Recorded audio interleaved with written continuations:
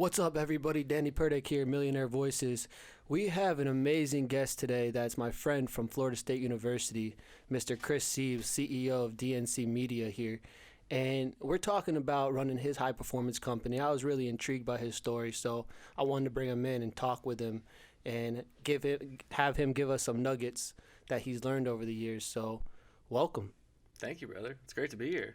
Yeah, man.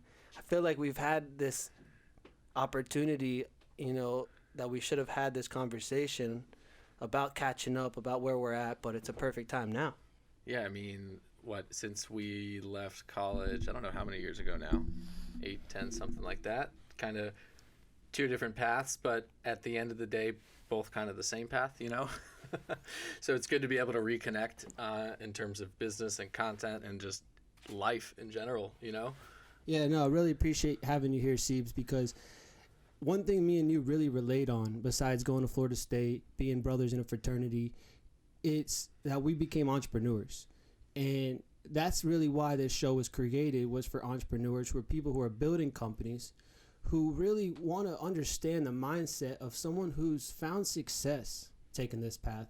So my question to you is, what led you on this entrepreneurial path? It's a good question, honestly, and one that I've asked myself a lot because, as you know, the entrepreneurial journey can't always be the easiest. You face a lot of hardships as you go, and a lot of times that you ask yourself, why am I doing this? For me, it was always the desire to do something more. I've kind of always just feel like even when I was working with other companies or whatever, I would just see different things and different opportunities and ways to move the company that I think would really be a positive way. And whether it was management not wanting to create more work for themselves or whatnot, or not believing in that vision or something, it was like an internal thing that I had to do. I had to go out and figure this out on my own, just to prove something almost even to myself that I could do this and that I could figure this out. And, I think in the last 10 years, the tools that have come out to let people become entrepreneurs, to let them build a business, using the internet, not needing to scale a huge company if they don't want to. You can be a solopreneur and still be bringing in 7 figures in this day and age using the internet. It just seemed like there was no reason not to. Yeah, you're really right about that with the tools that are out now and the accessibility to really become an entrepreneur. But I also believe that your mindset and the drive and the consistency and so many different values beyond the access to these tools allow you to become an entrepreneur. And for me, I can really look at someone like you and say, I know that you've been through a lot of obstacles and challenges to reach the heights that your visions are creating for your company and your entity, which we'll get into later in the episode. What is it? What are the types of mentality or hacks or how your perception is of how you kind of endure all this stuff as an entrepreneur? Because we got to keep it real, saying to that young dude who's 21, who's about to step into this game, to the jungle, and wants to build this company, have all these big dreams and all this stuff, and really want to get it done. What are some ideas and some feedback on that? Sure. So 100%, if you cannot get your mind right when it comes to building a business and going through the entrepreneurial journey, you're going to struggle a lot. So one thing I really focused when I made the decision, one day I said, look, no matter what, I'm going forward with this. I'm going to figure it out. I committed to myself to have no more zero-sum days. Basically, every day I'm going to be taking steps towards my goal. And I knew in order to do that, you had to put routines into place. You had to use certain tactics, like you said, just different things. I went through, and I still am experimenting with different things. A couple of my staples, non-negotiables, waking up early, working out, are 2 of the biggest things. Like, I need to keep myself and my mind in check all the time. I get most of my work done, deep work, before 8 a.m. every day. Wow. So in the 2 hours, say like 6 to 8 of me just having 100% uninterrupted focus on my task at hand, I can push the company forward versus just doing the tasks each day to keep us afloat, if you will.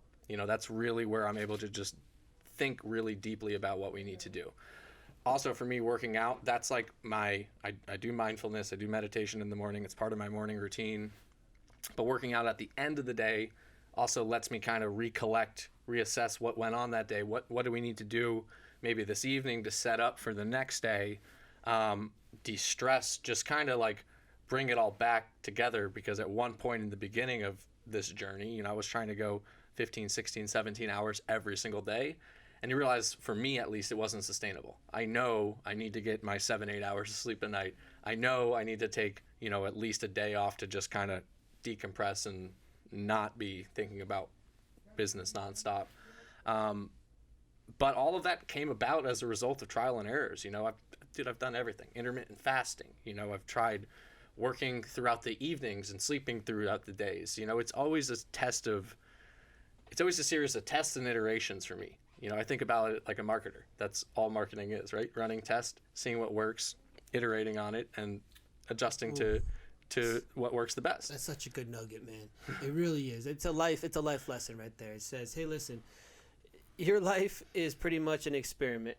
So every day you should be kind of just tailoring what's working, what's not working, and then you double down on what's working. And what's working is your flow state. Right. And, we can get into a whole life and mentality and mentorship, which we will get to in this type of podcast. And I want to hear from you, Ceebz.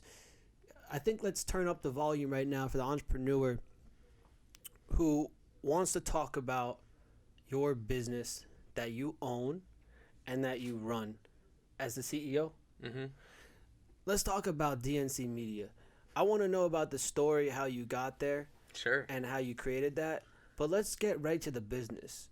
What's DNC Media doing for the world right now? So on DNC Media, our most passionate aspect of business and the content we're doing is really involved in ocean conservation. A lot of the people that work with me, we're all ocean-based people, surfers, divers, people who just like being out on the water, on the boat, fishing, etc. So, we've worked with lots of nonprofits throughout the years, but that's our ultimate passion. So even just today, we actually teamed up with the Lake Worth Waterkeeper and Our Ocean, Our Future, which is a nonprofit organization that they're basically trying to stop drilling in the Bahamas. So one of the aspects of the content we're doing is helping some of these nonprofits spread the word on some of the things happening within the environment. Other than that, we're working with businesses, we're working with organizations, tourism boards, hotels, etc.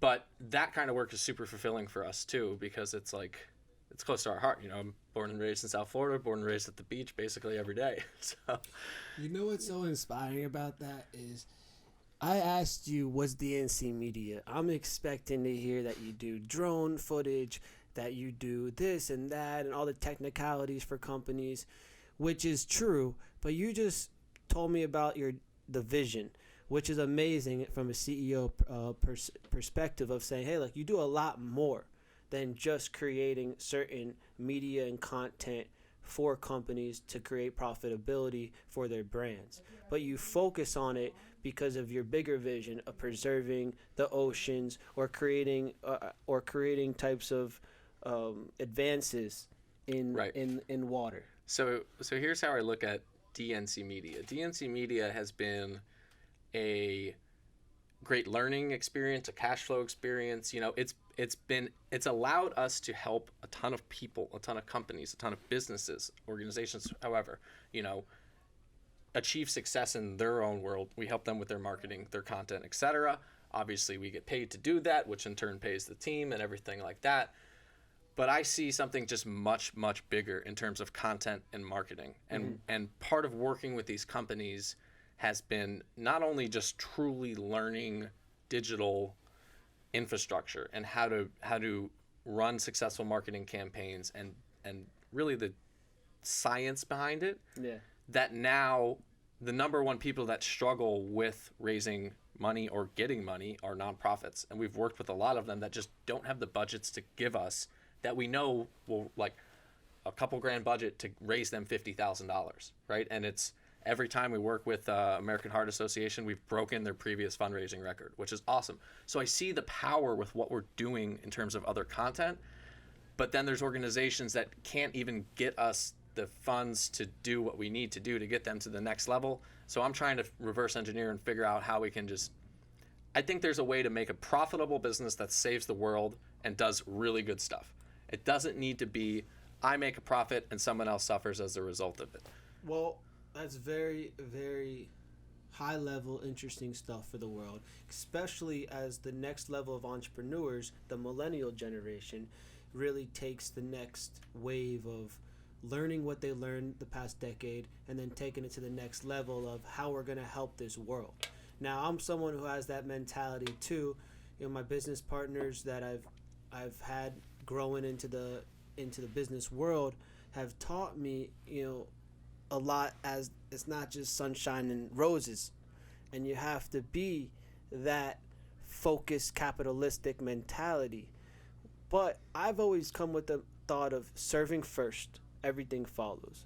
But the business economics that you're talking about, and correct me if I'm wrong, you want to create a type of business model that the companies can profit, but the people or the customers benefit in a way that they don't have to necessarily spend as much. I'm trying to comprehend. I think there's a way to have a successful business that profits, but also saves people, the world. So pretty much use their profitability to advance the world for other needs that doesn't have the resources. Right, and look at trends. Look at millennials are willing to pay another couple extra bucks to buy a shirt or jeans or something that they know comes from a sustainable company or know does good things. Tom Shoes, look how they blew up because people found out, hey, they're donating a pair of shoes. They're giving back on some level. So I agree with like the capitalistic form of business. You have to, because at the end of the day, it's business, right? But that doesn't mean you can't also be using your knowledge, your skills, etc., to also be doing good things. At the end of the day, DNC Media is a business entity that exists to make money, because if it doesn't make money, you know how it goes. There's no business. But I see the point you're trying to make. And you're using, I mean, you're putting the facade, but it's not a facade. You're putting the facade that, hey, I want to do good around the business. But once you put dollars and cents involved in any type of transaction, that's when you change the dynamics of, hey, listen, this is a business that needs to sustain itself. Meaning you have to pay the fee, and then this, and then I pay this, so we have to pay staff and all that. I don't think there's much wrong with it. I just know that there needs to be a donation type profitability that does something. So, like, for example, when the profit comes in, a certain amount, like just like companies do now. So let me take a step back and further clarify. We're 5 years into business now. Okay. For 3 or 4 years, I could not be doing this kind of work because it would fall on my lap to have to sit and shoot the videos, edit the videos, etc. The business had to be built to get to a spot where I could afford some of our resources, in other words, my people who help us film and edit, etc., that now we can dedicate some resources. And on top of that, what I did was I couldn't also find a way to justify just spending our time, energy, and resources on these things, because it would just mean I kept losing money. So what I did was, as an entrepreneur, you find solutions. And I said, okay, nonprofits aren't giving me money. What do I have, and how can we bring in additional money? Maybe it's fundraising, maybe it's a Kickstarter, maybe not. I started selling my photos that I take from all our travel gigs with tourism companies and hotels and et cetera, just photos. I started selling those prints online. So in last year, we started selling them. We did about $4,000 in sales, and I can take the profits from that, rededicate them now to putting back into ocean conservation with our edits and stuff. And that's kind of how I'm balancing it. So it's not just me throwing money and saying, hey, all we're going to do is all of this over here. 95% of our business is working with companies, right? And helping them. And now we're slowly being able to integrate this. And just what we're finding is, even with some of the ad campaigns that we build, I haven't hit it yet, but I think there's a way to use paid advertising to put ads out to build an incredible ad funnel that then can raise money and then pay us to build these funnels for. Well, I'll tell you what, Ceebz. No idea is a bad idea I think that's a phenomenal idea. I want to talk about this in a month or 3 or 4 and see you get this done. I know It's you gonna can happen, get this baby. done. I know you can get this done. I'll tell you why. It comes back to the same thing that you told me. Danny, marketing is a science. We're looking at the KPIs based on the trends. We're looking at the numbers, the analytics. We're looking at the statistics. See, people who are listening right now, you're talking to someone who owns an agency who's looking at this type of data. You have to understand when you're looking at Facebook and you're looking at Instagram and all these different social media and the funnels of how people are clicking, how people are filling out your applications. When you understand these trends, you can know how to convert. And that's what everyone wants to do who's listening to someone who owns an agency. They want to know how they take their content and get it onto these platforms to convert to a sale. The most important thing in your business is sales. So as you listen to a CEO, you guys are hearing somebody who is looking at it as a visionary and then looking at it as, okay, now I have to run my day-to-day business. So to get into the nuts and bolts, Ceebz, if we have a couple extra minutes with you, because I know you have a lot of content to shoot. Oh yeah. Is what are some ways that you're running your company right now? How much staff do you have? How do you facilitate this orchestra that you put together? So we're relatively small in terms of agencies, Okay. right? We probably have, I would say, 10 to 12 people at any time working on different campaigns. I'm a big fan of using freelancers and bringing them, like, you can scale up and scale down relatively quickly within the media industry, right? We're not always doing week-long productions, so I would prefer just not to have a full video crew on staff all the time if we're not filming. So you hire them for shoots and whatnot, and same with if we pick up additional ad clients, we'll bring on more people to help with that. So we're kind of set up that way. Some of the tools that we use, Slack, Trello, the systems we've built out, Google Suite, just in terms of documents, and then Dropbox for all our video files. So the tools and the systems we use make it very easy, and I'm a huge fan of automation with stuff too. Once again, I'm a bigger fan of staying small and nimble. For instance, with March and everything that happened in terms of the pandemic, being able to pivot quickly into a new direction and be able to take on more ad clients locally within the States versus, all of our international filming gigs got canceled. So if I could have just thrown the hands up in the air and said, all right, everyone, see you in 2 years when travel bounces back. But as an entrepreneur and someone who's always looking forward, I'm always looking at that next step. Where can we improve? How can we provide more value? How can we just be better? That's the number one thing for me. How can our videos be better? How can we serve our clients better? How can I be better? How can our team be better? Just, if that is your collective thought going into anything, and you're willing to put in the time and the effort, you're going to win. It's just a matter of time, Ooh, what a quote, man. You guys got to hear that quote again. We're going to have to run that back. Run it back, DJ. That is so accurate, Ceebz, and it's so positive.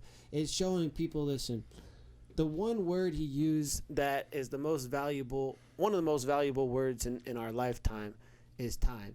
And you are going to have to put a lot of time into getting your result, and you have to love what you do.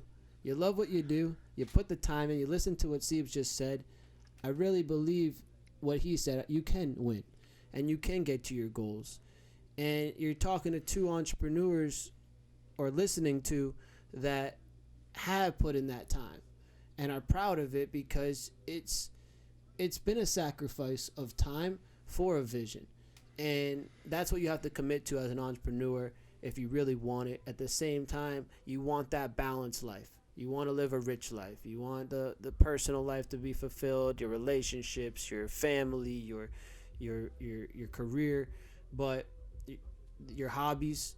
And that takes me into someone like you, Ceebz, and I want to get so much different content with you. So I feel like I will keep fast forwarding, but leads me to the hobby genre with you. Man, you're a cool dude.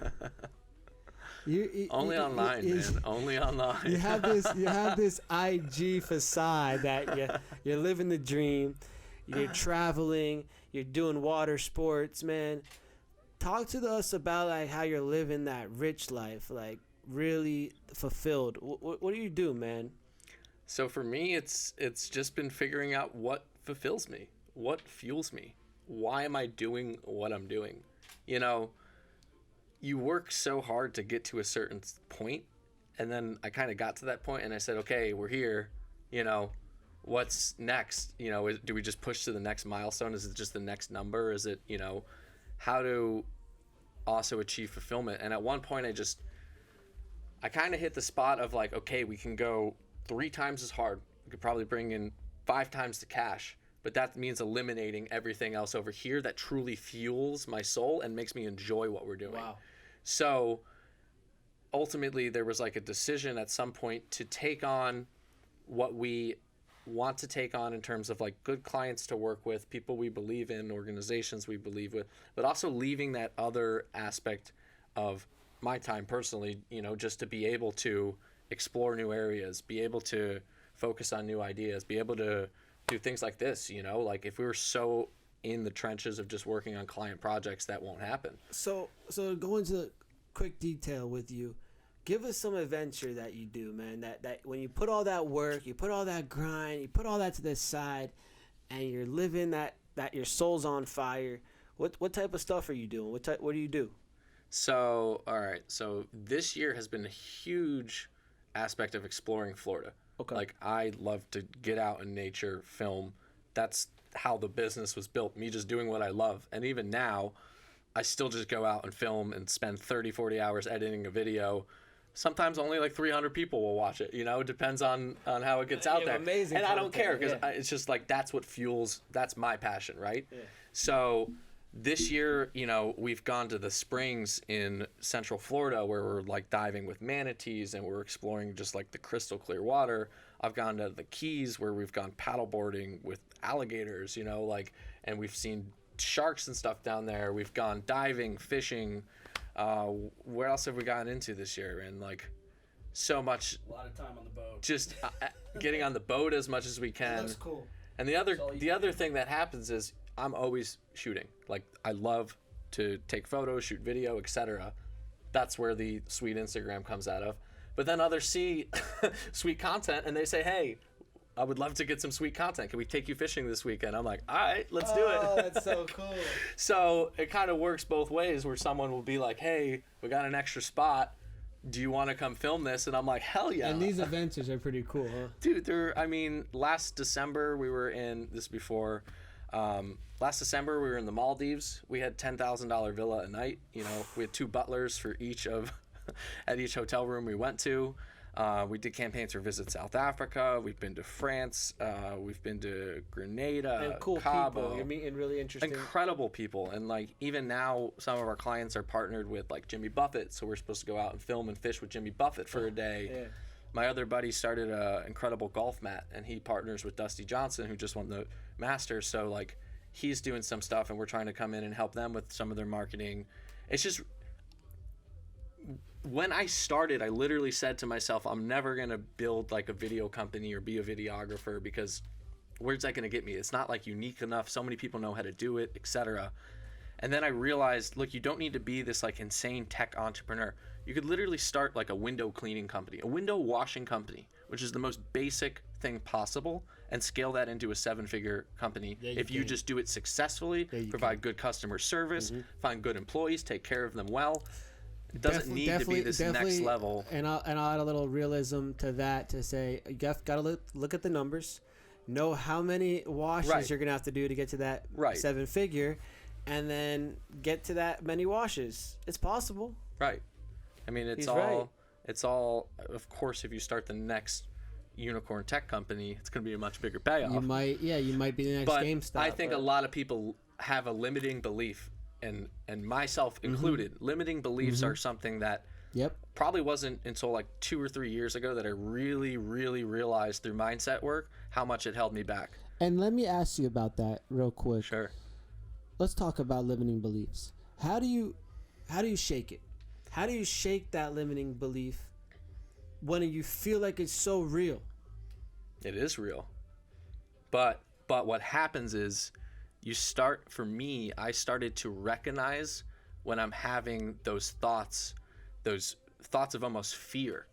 And what I realize is when I'm laying in bed at night and I'm staring at the ceiling and I'm freaking out about something coming up and my heart starts racing, what that means is actually growth.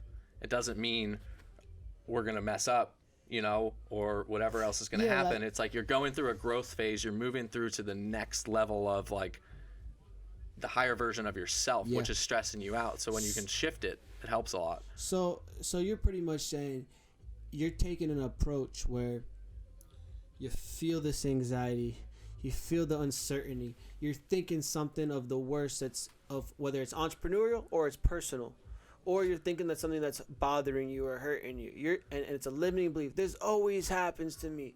You're saying you rewire it by saying, wow, no, this is actually a good thing. This means something's waiting for me, like whether it's godly or divine, and something's telling me that I need to break through it and just embrace it and change the perception of it, almost rechannel the frequency of it. Right. So I'll say it took practice, and this is why mindfulness is so important to me. I'm the type that can get in my head, stress out about certain things, limiting beliefs, whatever.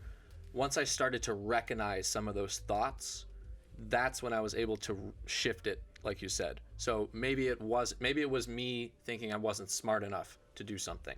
And when I realized, okay, maybe I don't know it right now, but I believe in my ability to figure it out just the way I figured everything else out, and you can shift it that way instead of being like, oh, I'm an idiot, I don't know how to do this. It's like, well, I don't know how to do this, but I'll figure this out. There's ways to shift the mindset to become that stronger version of yourself. And when you start to actually look at what your limiting beliefs are. So for me, one of them was, I'm not smart enough. I went to a private school. Everyone's very smart. It was a challenge for me. Like I was the C student going through high school and like lower school and whatnot. So I always like grew up like I'm not the smart one. Everyone's going to Ivy League schools. And I'm like, okay, we're going to Florida State. Like, I was cool with that. I didn't really care about college at the time, honestly. And then I had that, though, and I carried that. And then I kind of looked back from college, and I'm like, wait, I left college with a finance degree and a 3.7. I was the one tutoring, some of the boys in the fraternity. I was the one doing all these other things here. So maybe I need to give myself a little bit more credit than I am, and why am I thinking about this? It's because these dumb things that happen in like first grade where, like. So, no, and that brings a great point, because how long did that take you? It's like 30 years. It's like, that's my point I'm making is, it's like, and you know what my dad used to, and I want to say, I love my family. I'm so grateful to have my parents and the support. My dad used to tell me, Danny, confidence in life is so important. Right. Because what you just told me was saying that the only difference of that equation was your confidence about yourself. You changed the narrative because you weren't confident that you weren't smart enough. Right. That's why you were saying I'm not smart. The minute you change it and say, you know what? I had some life experience, meaning I made some progress. Yep. Now let me analyze what I used to always say. Right. And let me see if I'm on the same, because we're always evolving. And that's what I needed to accept with myself, because of decisions I feel like I could have been a better decision maker on. Mm-hmm. But it takes that growth to have to be able to look back on it sometimes. Sure. And then change your narrative going forward. Right. If not, how are you going to level up? Right. You're going to still be living that type of mediocre, not life, but mediocrity of yourself, your potential. Right. And honestly, this is not something, just to clarify, like, this is not something that's going to happen overnight. Mm-hmm. This took years and years and years of consistent me asking questions about why I think a certain way, why I operate a certain way, why I'm not confident in certain regards. How can I shift that? What did this shift was I did 2 3-day weekends, 14 hours a day. So 6 days basically of 14 hours in a group setting of like mindset work. Wow. And And it was through hearing other people's things and diving deep, and like, it wasn't fun. You know, you're exploring you're going down. You're going paths. real deep to ask questions that, why am I thinking this way? What happened when I was younger? You're revisiting uncomfortable situations, but coming out of it with the confidence and being able to realize and make the shift. You know, and it's still, the work never stops. Like, it's just like going to the gym. You stop going to the gym, you're going to not be as in shape, you know, unless you take steroids or something. So maybe if you take steroids for mindset work, is there such a thing? Adderall. There you got it, kids. Don't listen to me. That is not advised on our show. But whatever you want to do to reach your peak, man. No, look, bro, I'm loving this conversation, man. I'm feeling like I'm feeling light bulbs going off, because this is the beginning of something great. You're doing amazing things. I could talk to you for hours, man, and I think the next step to see is figure out what message do I want to learn from people who are coming on this show, because you have so much experience and knowledge and wisdom that this could be a 6-part series right now to go on each layers of your entrepreneurial journey these past 10 years to see you got to the level you're at, so you know where to make your decisions. What's your vision now on a monetary level? Where are you trying to take the company? You have a vision for that? So my goals with the company are really, I'm only trying to bring on probably 2 or 3 more clients this year. Going back to, like, I like to keep us small and tight because I have a lot of other ventures going on too. You know, we're building out our online courses now. We just started an apparel company with a couple other partners that we're using DNC Media's services for, you know, to do the content, to build the online funnels, to do the websites and stuff. Especially with the way the world's kind of been the last, 10, 11 months, I need to make sure I have that level of, like, passion projects still going on, because otherwise then I'll lose the sense over here. So I'm being protective of my time right now, and just making sure that as we move forward, I'm getting the right systems or people in place to really take things off my plate before jumping into too many other things. That's great. That's great advice to myself and to everyone out there listening, because as an entrepreneur, you can get a lot of ideas. And obviously we all know action is a huge part of facilitating any of those. You make a great point with what you just said, man. It resonated with me, so thank you for that. Is your time of analyzing how you're going to spend it. I'm in the same position as you right now. I have a lot of ventures on my plate. I have a lot of things that are in momentum, but I'm not going to hit that gas full speed until I know that team, like you said, is in place and we check off how to scale any operation so you know where to put your time. If not, just like anything, it's going to be all over the place. You got 100 different calls, 100 emails. Everyone's calling you for this. You have no organization.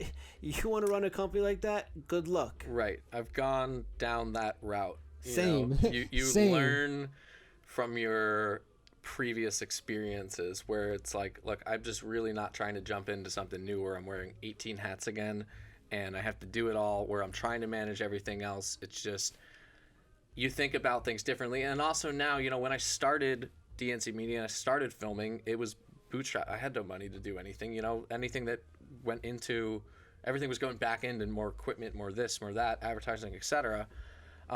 So now I have a little bit more that I can be like, okay, let's just hire someone to do this role versus, all right, where am I going to find 6 to 8 hours every week to do this myself, you know, whatever it is. And it's just like, all right, we got to just, if we can't figure out how to put someone in that place and that makes sense from an ROI perspective, maybe it's not the right fit. This is the only thing that I'll say. One quote that I'm going to stand behind my whole career still, I'm going to keep going all the way, is I will never tell anyone what to do if I haven't done it myself. Yeah. That philosophy makes a great leader to me, because you've endured what you're telling someone to do. Right. And this way you have the respect, and you also have the credibility, and you know what they're capable of. Right. Other than that, no, you learn a lot by wearing 20, 30 hats, but you'll learn this thing called get burnt out, and it'll make you not want to become an entrepreneur. If you want to play, you want to test, you want to test it, go for it, man. Go run through every wall. Right. If you're on the entrepreneurial journey, you're probably going to, because you're probably like when you're young and hungry. It's like, hell no, I'm gonna do it all. Just watch me, you know. You have that chip on your shoulder, so I respect everyone out there that has that type of drive and hunger. Like, I'm gonna go and prove it to the world. Yeah, you are, and you're gonna do it. But enjoy the process. Right. Enjoy it. Find a way to reach your visions, but like, just enjoy your life. And that's why I really respect you, Ceebz, of what you've been able to create, where your head's at, how you're living your life. How old are you now? 32, yeah. 32, man, and you're at that prime now where you're just turning up. You got a grip on everything. So, look, man, I wanna do a full deep dive into a little bit more with you, but I really appreciate you today coming here, showing me this beautiful equipment and team you got going on, and really spitting some wisdom and enjoying this conversation, man. Yeah, buddy, we got to do it again. Let's do it, bro. A lot of fun. Hey, well, listen, guys, keep on watching. More to come. Millionaire Voices, baby. We out.